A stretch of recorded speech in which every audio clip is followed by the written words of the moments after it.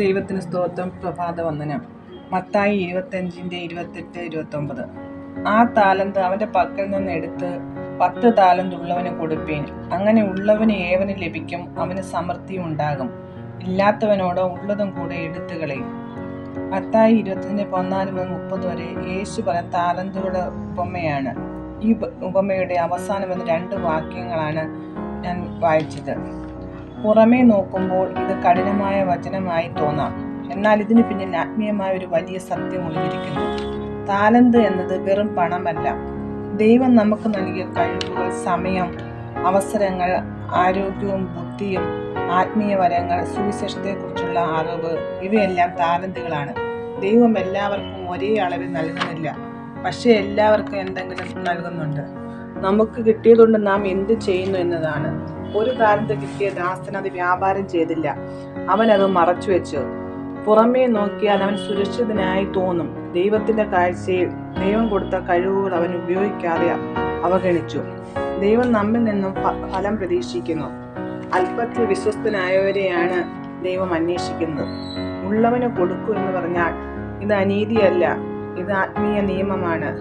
നമ്മൾ നമ്മുടെ ജീവിതത്തിൽ വിശ്വാസം ഉപയോഗിച്ചാൽ വിശ്വാസം ശക്തമാകും. ദൈവത്തെ സ്നേഹിച്ചാൽ ദൈവസ്നേഹം വർദ്ധിക്കും.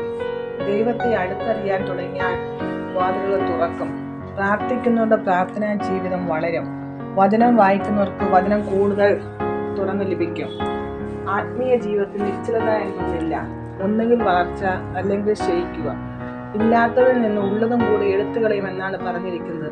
ഉപയോഗിക്കാത്ത ആത്മീയ അനുഭവങ്ങൾ മങ്ങിപ്പോകും. ഉപയോഗിക്കാത്ത വിശ്വാസം ക്ഷീണിക്കും. അനാസക്തി ആത്മീയ അന്ധതയിലേക്ക് നയിക്കും.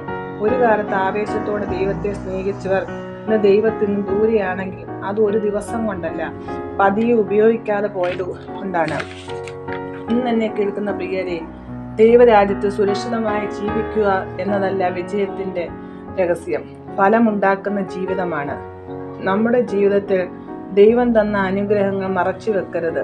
നമുക്ക് ദൈവം തന്ന കഴിവുകൾ ഉപയോഗിക്കണം. നമുക്ക് നൽകിയ വിശ്വാസം ജീവിതത്തിൽ പ്രവർത്തിപ്പിക്കണം. അപ്പോൾ ദൈവവചനം നമ്മിലും നിവർത്തിയാകും. ഉള്ളവന് കൊടുക്കും, അവന് അധികം ഉണ്ടാകും. നമുക്ക് പ്രാർത്ഥിക്കാം. ദൈവമേ സ്തോത്രം. വചനം കേൾക്കുന്ന എല്ലാവരെയും അനുഗ്രഹിക്കണമേ. ദൈവം ഞങ്ങൾക്ക് ഓരോരുത്തർക്കും തന്ന കഴിവുകളെ ഉപയോഗിക്കാൻ സഹായിക്കണമേ. ഞങ്ങൾക്ക് തന്ന താലന്തുകളെ വർദ്ധിപ്പിക്കുന്നവരാക്കി മാറ്റണമേ. ഞങ്ങൾക്ക് ദൈവം തന്ന ഒരു കഴിവും നഷ്ടപ്പെടുത്തി കളയാൻ അനുവദിക്കട്ടെ. യേശുവിൻ നാമത്തിൽ ആമേൻ.